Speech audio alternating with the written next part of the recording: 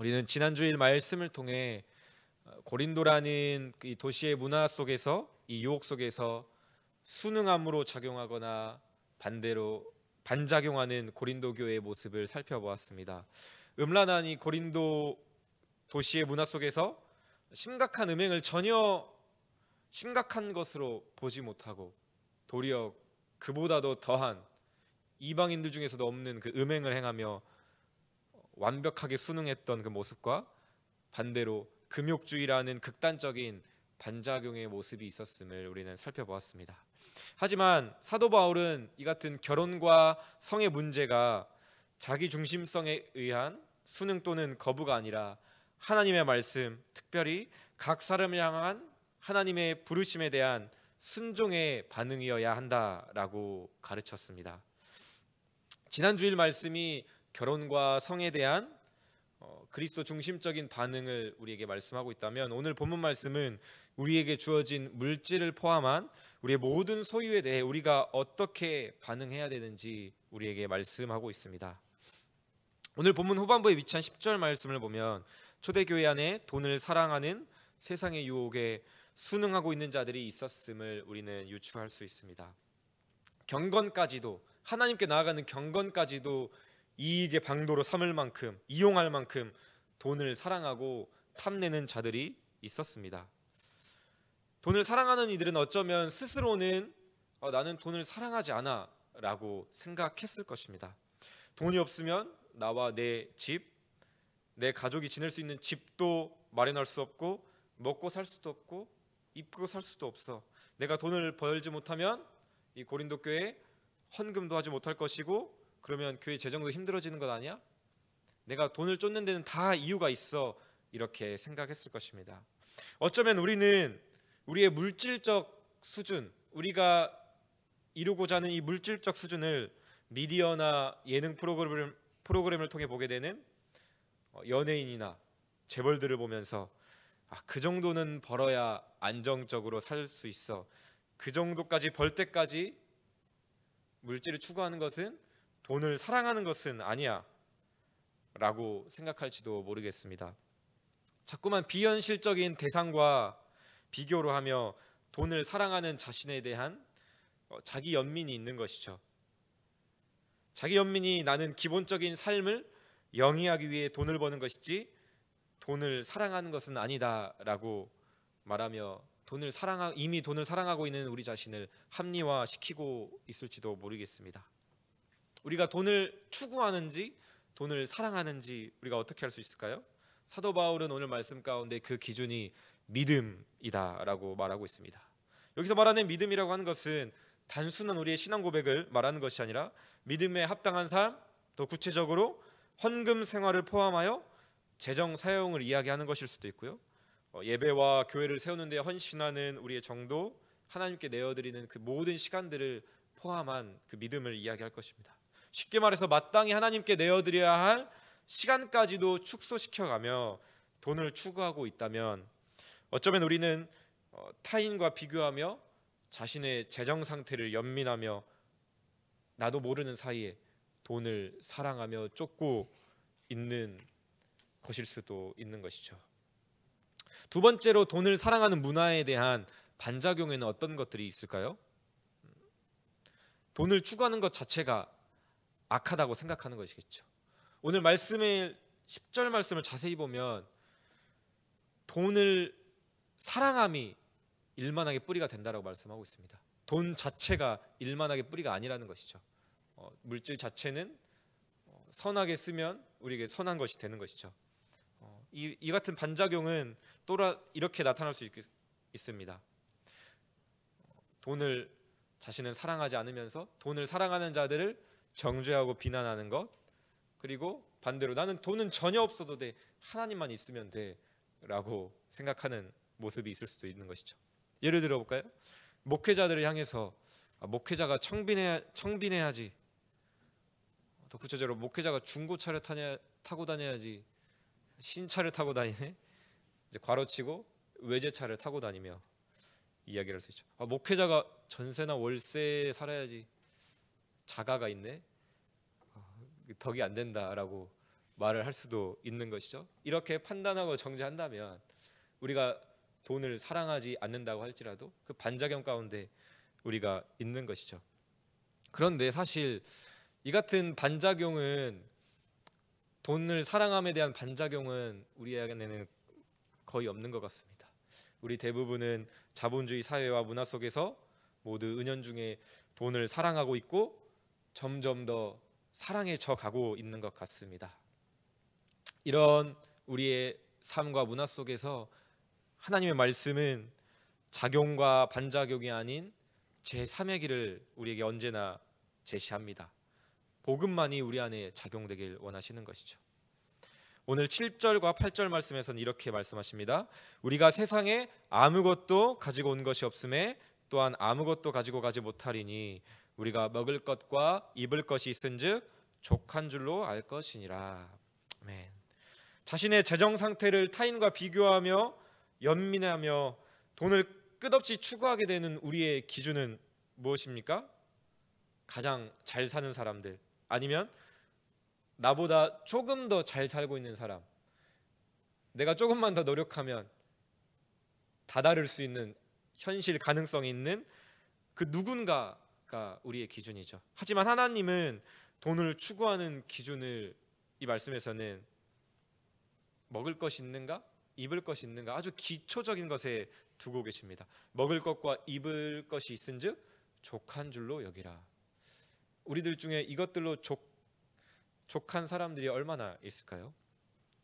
돈을 추구하는 삶과 사랑하는 삶의 이 모호한 경계 앞에선 우리에게 잠언 30장 말씀은 더욱 구체적인 기준을 우리에게 제시해 줍니다.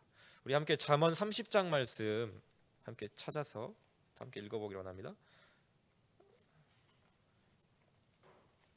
잠언 30장 7절에서 9절까지 말씀입니다.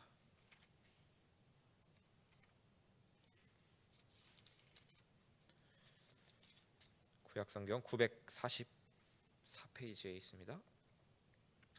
우리 잠언 30장 7절에서 9절 함께 읽겠습니다. 시작. 내가 두 가지 일을 주께 구하였사오니 내가 죽기 전에 내게 거절하지 마시옵소서. 곧 헛된 것과 거짓말을 내게서 멀리하옵시며 나를 가난하게도 마옵시고 부하게도 마옵시고 오직 필요한 양식으로 나를 먹이시옵소서. 혹 내가 배불러서 하나님을 모른다 여호와가 누구냐 할까오며 혹 내가 가난하여 도둑질하고 내 하나님의 이름을 욕되게 할까 두려워함이니이다. 아멘. 잠언의 기자가 진정으로 갈망하며 기도했던 것은 무엇입니까? 돈이 아니죠. 하나님과의 친밀하고도 지속적인 관계였습니다. 물질과 소유의 풍족함이나 궁핍함이 하나님과의 관계를 끊어버릴 정도가 된다고 한다면 그 모든 상황은 결코 원치 않는다라고 말씀하고 있습니다. 오직 필요한 양식으로만 먹여주시옵소서. 저에겐 하나님과의 관계가 무엇보다도 더욱 중요합니다. 우리가 오늘 이 아침 고백했던 것처럼 주 예수보다 더 귀한 것은 없습니다 고백하고 있는 것이죠. 우리는 이런 기도를 볼 때마다 이런 생각이 듭니다. 아니 어떻게 이런 기도를 할 수가 있지? 첫 번째 기도는 우리 모두가 원하는 것이죠. 가난하게 마옵소서. 너무 궁핍하여 하나님을 모른다 할까 두렵습니다. 하지만 두 번째 기도는 우리가 원치 않는 기도죠. 우리는 이렇게 기도하기 원합니다. 하나님 제가 부해져도 여전히 하나님을 사랑하고 섬기게 하시고 나를 물질로 부욕해 하셔서 교회의 재정을 섬기고 가난한 이웃들을 섬기고 사랑하게 하소서. 우리가 이렇게 기도한다면 하나님은 어떻게 말씀하실까요? 지금 있는 물질로나 잘해라 말씀하시겠죠. 이것들이 우리의 솔직한 마음인 것 같습니다. 다들 부유해주고 싶죠. 돈이 최고야, 돈을 사랑하라고 말하는 이 거대한 세상의 문화 속에서 어떻게 우리는 순응하지 않고 그렇게 돈을 사랑하지 않고 돈의 노예가 되지 않고 살아갈 수 있을까요? 우리가 만일 자꾸만 그 돈에 집중하면서 돈을 사랑하면 안 돼, 사랑하지 말아야지, 사랑해서는 안 돼 라고만 생각한다고 한다면 결코 그 돈을 사랑하는 우리 모습으로부터 우리는 자유할 수 없을 것입니다. 10절 말씀에 이렇게 말씀하고 있죠. 돈을 사랑함이 일만하게 뿌리가 되나니. 저는 이 말씀을 묵상하면서 이 말씀을 한번 뒤집어 보았습니다. 돈을 사랑하는 것이 일만하게 뿌리가 된다면 하나님을 사랑하는 것은 어떤 뿌리가 될까요? 하나님을 사랑하는 것이 우리의 모든 경건과 하나님과 하나님의 말씀에 대한 그 모든 순종의 뿌리가 되겠죠. 이 말씀을 묵상하면서 너무나도 절망스러운 사실 한 가지를 깨달았습니다. 이 말씀을 묵상하며 기도하며 너무나도 슬픈 사실을 한 가지 깨달았는데, 그것은 무엇이었을까요? 돈을 사랑하지 말라 말씀하시는데 자꾸만 돈을 사랑하는 욕망이 기도하는 중에도 제 안에 올라와서 그랬을까요? 저는 크게 소유욕이 없습니다. 아직 그 돈 맛을 제대로 못 봐서 그러는 걸 수도 있겠지만, 굳이 이야기를 하자면 그 사과 모양 애플의 여러 가지 기기에 대한 소유욕은 아주 조금 있지만 없어도 되긴 합니다. 제가 기도하면서 이런 마음이 들었습니다. 돈을 사랑하지 말라는 이 말씀에 대한 적용과 기도를 내 자신이 먼저 하면서 난 돈을 그렇게까지 사랑하지는 않는 것 같은데, 돈을 사랑하지 않으면 이 말씀을 우리가 온전히 적용하고 살아가는 것일까요? 그렇게 기도해 나가는데 제 안에 이런 마음이 이런 마음을 주시는 겁니다. 돈을 사랑하진 않는데 하나님도 사랑하지 않고 있다. 너는 지금 돈을 사랑하지 않는데 나도 그렇게까지 사랑하지 않고 있어 라고 하는 그 마음을 기도하는 중에 주셔서 그 사실에 너무나도 가슴 아파하게 하셨습니다. 사랑하는 성도 여러분, 썩어질 이 땅의 것에는 자족하시길 바랍니다. 먹을 것과 입을 것이 있은즉 족한 줄로 여기시길 바랍니다. 하지만 하늘의 것에는 그 하늘의 것이 너무나도 완전하기에, 우리에게 진정한 만족을 주는 것이기에 우리가 자족해야 하는 동시에 끊임없이 갈망해야 합니다. 왜 그렇습니까?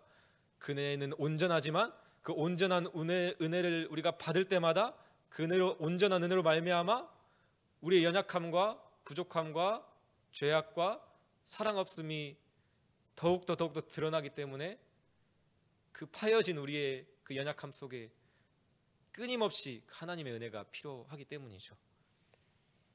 그 은혜를 갈망하는 우리 모두가 되었으면 좋겠습니까? 돈을 사랑하지 않으면 되는 것이 아니라 우리는 하나님을 진정으로 갈망해야 됩니다. 주님만 주실 수 있는 사랑이 내 안에 없음을 우리는 애통해야 하고요, 절망해야 합니다. 그리고 그 비참함 속에서 사랑이시며 진정한 사랑을 우리에게 주실 수 있는 유일하신 분이신 예수 그리스도만을 우리가 의지해야 합니다. 그 돈을 사랑함의 끝판왕이 뭘까요? 물질과 소유의 끝판왕, 우리 진시황을 한번 생각해 보면 불로장생이죠. 영생이죠. 그 돈을 사랑함의 끝판왕들이 추구하는 그 영생을 우리는 예수 그리스도 안에서 이미 얻은 자들입니다. 그 말은 무엇입니까? 우리가 이 땅의 것으로 끊임없이 목맬 필요가 없다라는 것이죠. 그리고 이미 허락하시는 그 영생을 우리가 누리며 그 영생을 우리에게 주신 주님을 더욱더 사랑하기를 갈망하는 그 마음을 이 아침 간절히 구했으면 좋겠습니다. 그렇게 우리가 기도함으로 나아간다면 분명히 깨닫게 하실 것입니다. 사랑이 없음을, 하나님을 사랑하는 그 사랑이 나에게 너무나도 없음을, 부족함을 분명하게 말씀해 주실 것입니다. 그렇다면 그 절망 속에서 포기하지 마시고 사랑을 주실 수 있는 예수님께 더욱더 나아가시길 바랍니다. 주님을 사랑하기를 원하는데, 사랑하고 싶다라고 기도하는데 그 사랑이 저에게 없습니다. 나를 먼저 사랑하신 그 사랑을 이 아침 기억하게 하시고 누리게 하시고, 그 사랑 안에서 주님을 오늘 하루 또한 평생 사랑하는 온 교회가 되게 하여 주시옵소서. 기도하는 우리 모두가 되기를 주님의 이름으로 축복합니다.